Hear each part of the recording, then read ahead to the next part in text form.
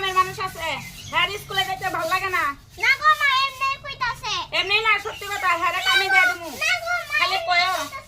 না না এমনি এমনি না তুই তো কাম করে ভালো পাস বই পড়াশোনা তো ভালো পাস না পাস স্কুলে যাইতে চাস না কই স্কুলে যাইতে চাই না স্কুলে যাইতে চাই না বই পড়তে চাই না